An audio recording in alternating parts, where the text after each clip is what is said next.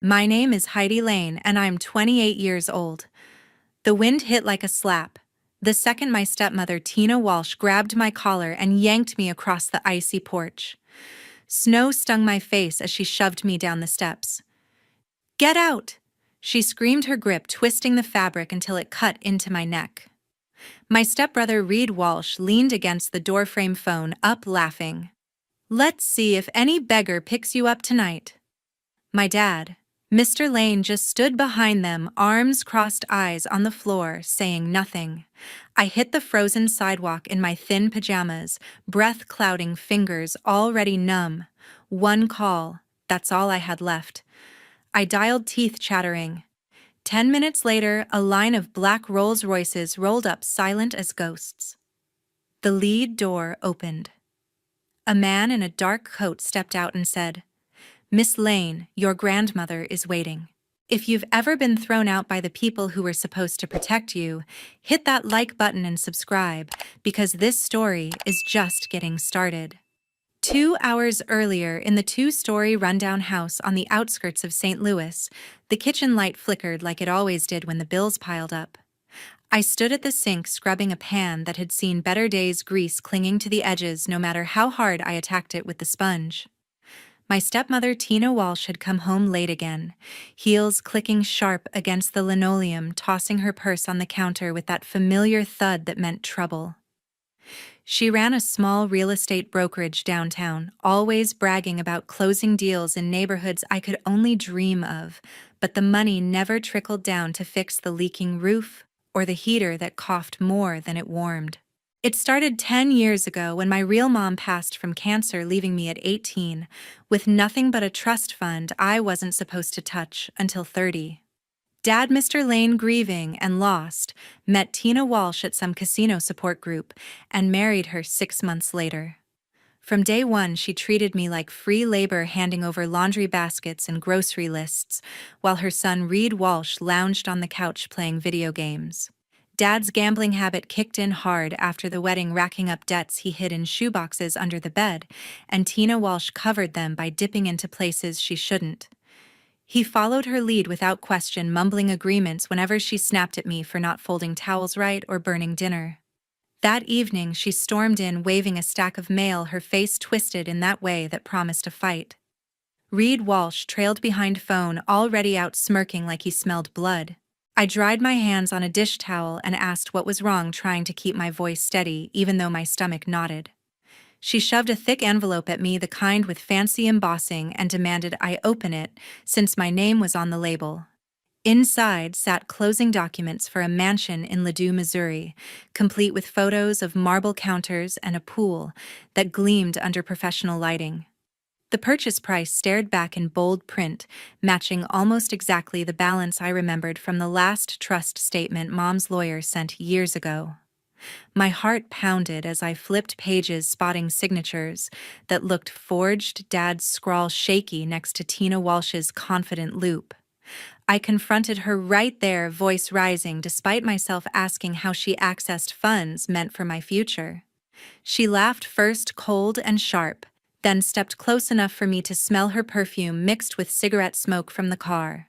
Reid Walsh zoomed in with his camera, narrating like some twisted commentator. Dad shuffled in from the living room, tie, loose eyes bloodshot from whatever poker den he'd crawled out of, but he stayed silent by the fridge. Tina Walsh raised her hand and slapped me hard across the cheek, the sting blooming, instant and hot. I stumbled back against the counterpan, clattering to the floor. She yelled about ungrateful brats ruining her hard work, how the house in Ladue belonged to the family now, and I had no claim. Dad finally muttered something about calming down, but his gaze dropped to the tiles, hands shoved deep in pockets. Reid Walsh whooped, replaying the video on his screen, zooming on my reddening face while adding sound effects. Tina Walsh grabbed the documents, crumpling edges in her fist, and warned if I pushed further, she'd make sure I regretted it. The kitchen spun with tension, thick enough to choke on pots still steaming on the stove forgotten. I backed toward the hallway, pulse racing, realizing the trust wasn't just low, it was drained dry for their luxury upgrade. Reid Walsh followed, mocking my shock, saying, "Maybe I should start paying rent if I wanted to stay under their roof." Dad cleared his throat once, almost spoke, then thought better and retreated to his recliner. Tina Walsh turned to the fridge like nothing happened, pulling out leftovers and barking orders for me to heat them. The slap echoed in my ears long after the initial burn faded, a line crossed that couldn't be uncrossed. Back in the freezing alley, my fingers shook so badly I nearly dropped the phone while dialing the number I hadn't used in years. The screen lit up with Grandma's contact saved under Lorraine Grant since the day she warned me about family complications. I pressed call and waited through 2 rings before her voice came through, clear and calm, asking who it was at this hour. I managed to choke out my name between shivers, explaining in rushed sentences that Tina had thrown me out and I had nowhere else to go. She didn't hesitate, cutting me off mid-sentence to say cars were already on the way and to stay put no matter what. Headlights cut through the darkness minutes later, a convoy of sleek vehicles pulling alongside the curb without a sound.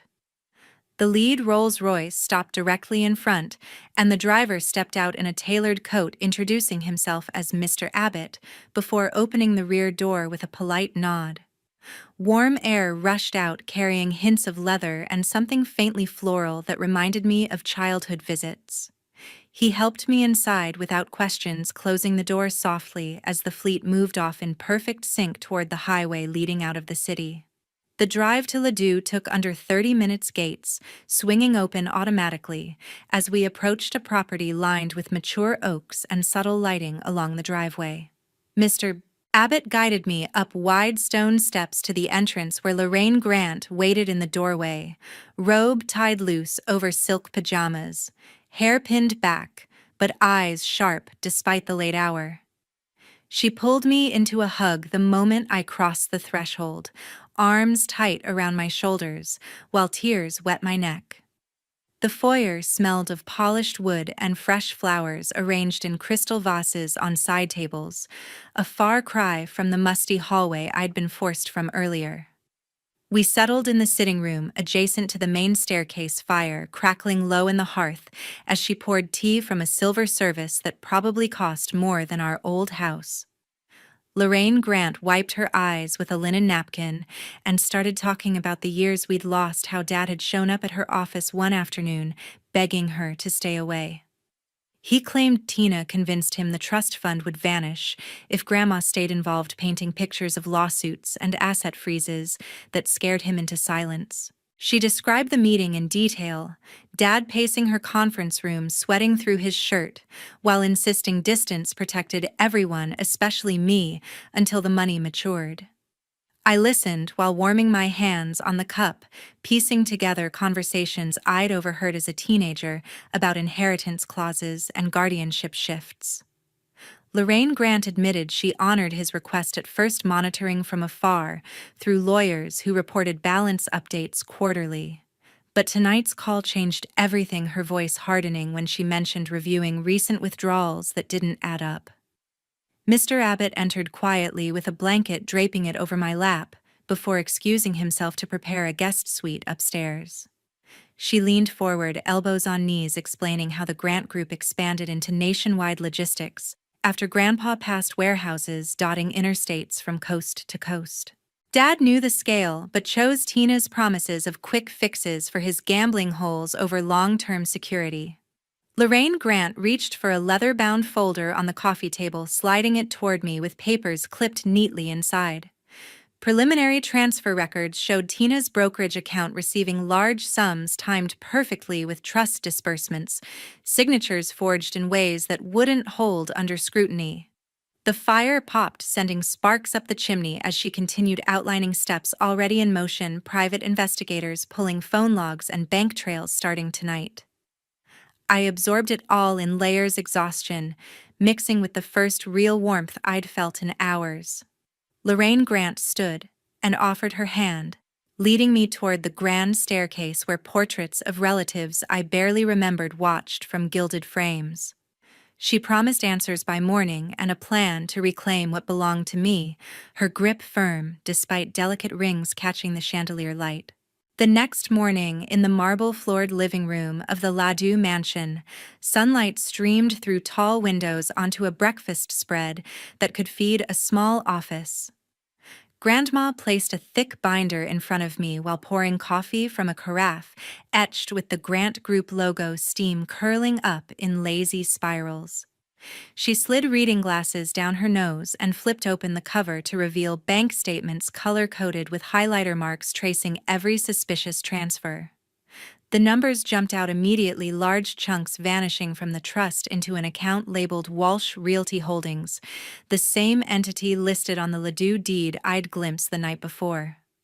I traced the columns with my finger, matching dates to property listings Grandma pulled up on a tablet beside the plates.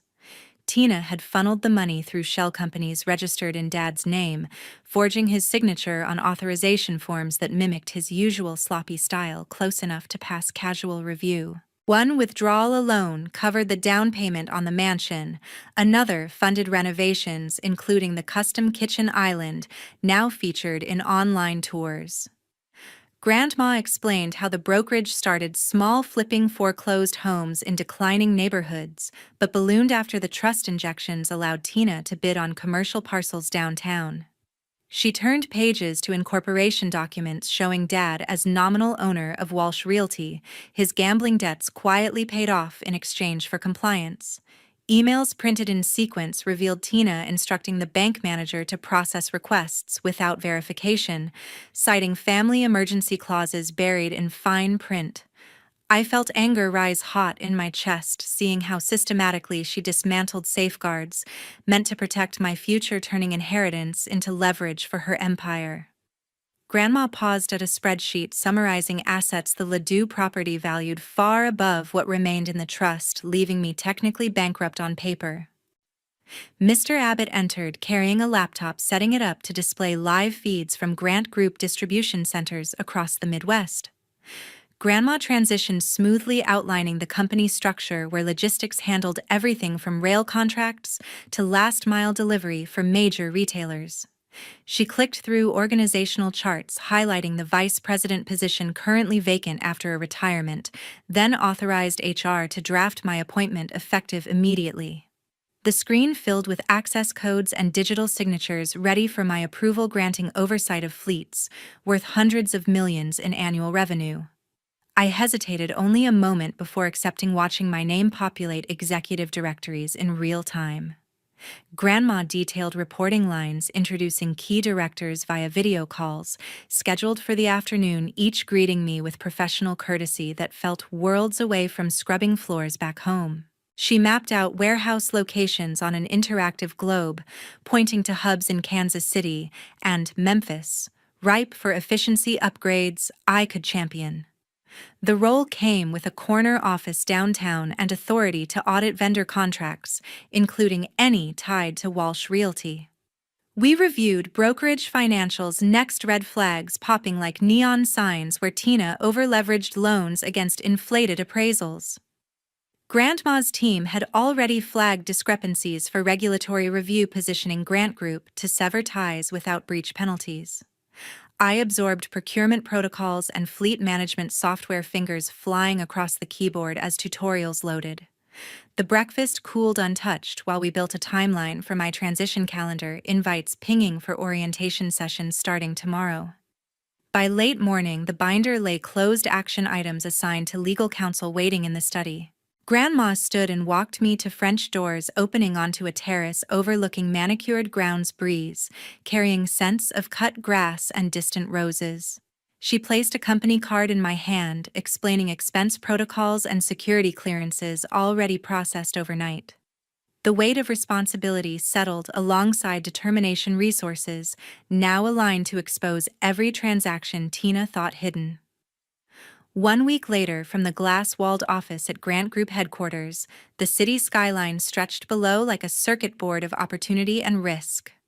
I reviewed the vendor dashboard on dual monitors, Walsh Realty's construction partners flagged in red due to overdue invoices and performance lapses on multiple development sites. A single click initiated termination notices for all active hauling agreements tied to their projects, rerouting truckloads of lumber steel beams and heavy equipment away from Tina's job sites to suppliers with verified compliance records. Emails fired off automatically to procurement leads, confirming immediate reroutes, carbon copies landing in her brokerage inbox without ceremony. Legal counsel had prepped the breach clauses days earlier, citing failure to maintain payment schedules and delays in material deliveries that violated project milestones. I authorized the final sign-off, watching confirmation banners populate across the system as inbound shipments received updated destinations before crossing state lines. The financial ripple hit Walsh Realty's pipeline, immediately cash flow projections collapsing within 72 hours once Grant Group's discounted rates disappeared. Bank notifications followed in sequence: acceleration, demands hitting loans secured against unfinished subdivisions, and the Ladue residents alike. Down in the brokerage's strip mall office, Tina stared at her screen, while project managers fielded calls from furious contractors facing idle crews and penalty clauses. She dialed Dad's cell repeatedly, voicemails stacking as his phone buzzed unanswered in a casino parking lot 2 counties over. Panic surged when the primary lender scheduled site inspections for partially framed structures, valuation shortfalls triggering cross-default provisions across her portfolio. Tina left frantic messages begging him to co-sign bridge financing, offering to clear his latest sportsbook markers if he appeared at the branch before closing. Dad packed a duffel in the dim light of their master closet, stuffing clothes, and rolled bills from a floor safe without alerting Reid snoring in the next room. He slipped out the service entrance while Tina paced the kitchen tires, crunching gravel, as he aimed the old sedan toward interstate ramps leading anywhere but Missouri. Bank officers arrived at the Ladue gates with foreclosure paperwork, yellow tape cordoning the driveway, while neighbors filmed from upper windows. Tina stood on the porch in slippers, demanding extensions that fell on deaf ears trained to enforce collateral agreements. I monitored the foreclosure feed from a secure portal, asset tags updating in real time as personal property liens attached to construction equipment parked on Walsh Realty lots. Grant Group's legal arm filed quiet title actions to distance any residual exposure, ensuring clean separation from Tina's crumbling developments. Her final call to Dad went straight to a disconnected tone, his trail already cold across state lines, where gambling debts waited in cheaper motels. The mansion's lights dimmed one by one as power company cutoffs kicked in for unpaid utilities, echoing the brokerage's darkened windows across town. 2 weeks later, at a downtown St. Louis coffee shop, the espresso machine hissed behind the counter, while I attached the final set of photos to an anonymous email draft. The images captured Tina in compromising positions with her lead contractor during site visits. Timestamps matching project meetings she claimed ran late. I hit send to the partner's corporate compliance address, subject line, neutral but attachments damning enough to trigger internal audits. Within hours, his firm announced suspension of all joint ventures with Walsh Realty, citing risk reassessment pending investigation. The withdrawal notice landed like a bomb in Tina's overflowing inbox, equity commitments for 3 subdivisions evaporating overnight. Lenders reviewed the partnership collapse and invoked acceleration clauses across remaining loans, demanding immediate repayment or asset liquidation. Tina scrambled conference calls with investors who hung up mid-sentence, their funds already wired back to safer harbors. The brokerage's website went dark as domain payments lapsed, listings pulled from multiple listing services amid fraud alerts. Back at the stripped Ladue shell, Reid kicked over a designer ottoman that now sat on bare subfloor shards of a shattered vase, crunching under his sneakers. He yelled accusations at Tina about ruined credit and lost allowances, fists pounding walls hard enough to dent drywall.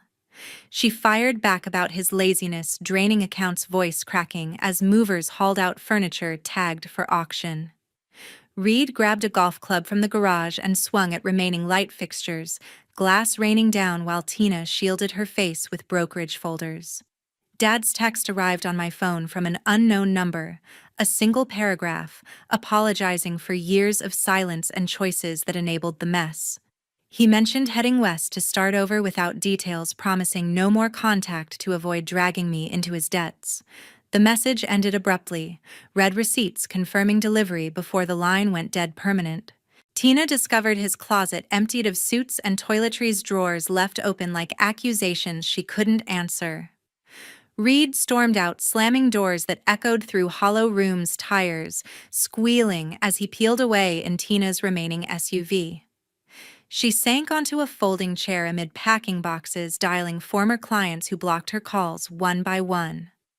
The contractor's public statement distanced his company completely, citing ethical breaches that voided all prior agreements.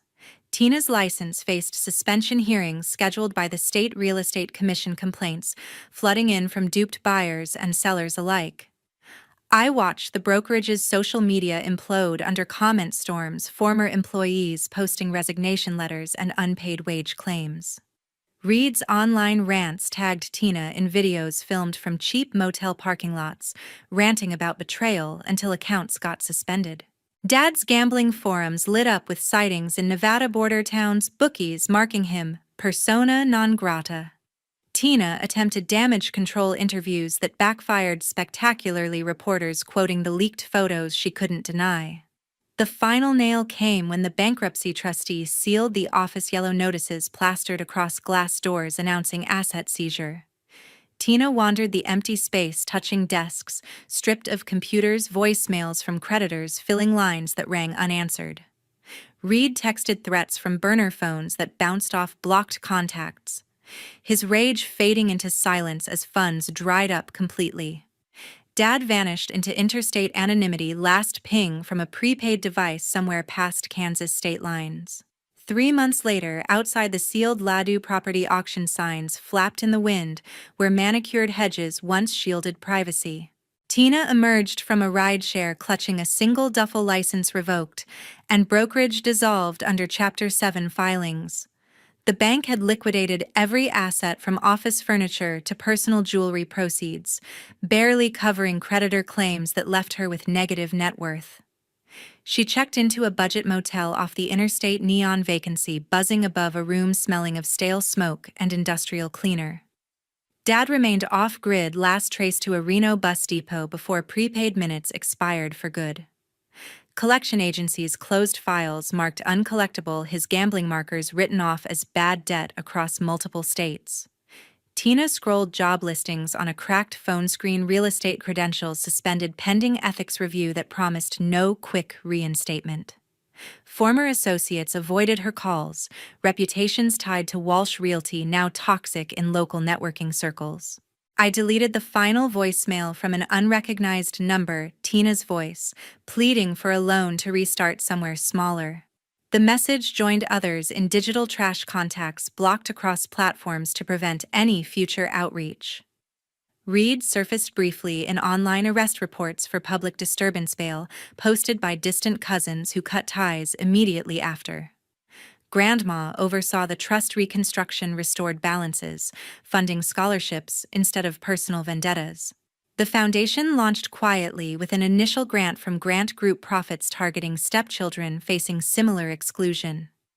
Legal clinics offered pro bono representation for inheritance disputes, counselors trained to spot financial abuse patterns early. I reviewed applications during board meetings, stories mirroring my own, but ending with intervention before eviction notices. Donors matched contributions, quarterly expanding outreach to shelters and family courts statewide. Tina's motel registry showed weekly extensions paid in cash from odd jobs, cleaning model homes for competitors. She avoided Ladue entirely, driving past only once to see the sold sign planted firmly in the front lawn.